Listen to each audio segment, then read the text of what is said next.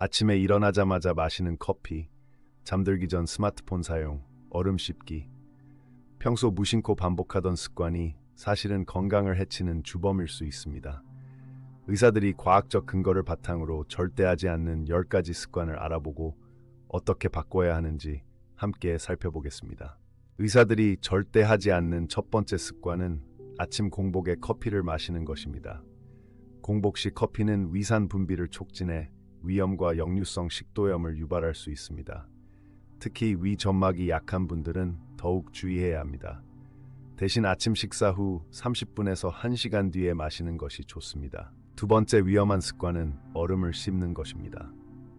차가운 얼음은 치아에 미세균열을 일으켜 신경 손상과 치아 민감증을 유발할 수 있습니다. 치과 의사 85%가 금지하는 이 습관, 갈증 해소에는 시원한 물을 마시거나 빨대로 얼음 없이 음료를 섭취하는 것이 좋습니다. 세 번째 주의해야 할 습관은 눈을 비비는 행동입니다. 이는 안압을 급격히 높여 망막박리의 위험을 증가시킵니다. 특히 아토피나 건조한 눈을 가진 분들은 더욱 조심해야 합니다. 눈이 가렵다면 깨끗한 손으로 냉찜질을 하거나 인공 눈물을 사용하는 것이 안전합니다. 네 번째 위험한 습관은 잠들기 전 스마트폰 사용입니다. 스마트폰의 블루라이트는 멜라토닌 분비를 억제해 숙면을 방해합니다. 수면의학 전문가들은 취침 1시간 전부터 디지털 기기 사용을 중단할 것을 권장합니다. 대신 독서나 명상으로 마음을 진정시키는 것이 좋습니다. 다섯 번째 주의할 습관은 헬멧 없이 전동 킥보드를 타는 것입니다.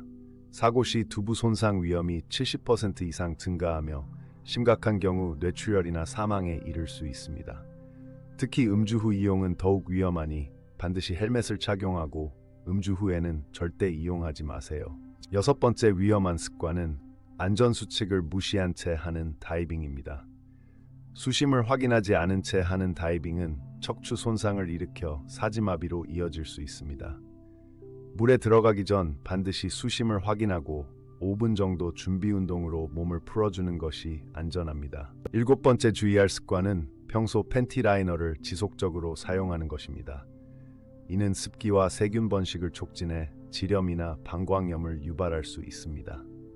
산부인과 전문의들은 특별한 경우를 제외하고는 사용을 자제할 것을 권장하며 대신 면 속옷을 자주 갈아입는 것이 좋습니다. 여덟 번째 위험한 습관은 코피가 날 때 휴지로 코를 막는 행동입니다.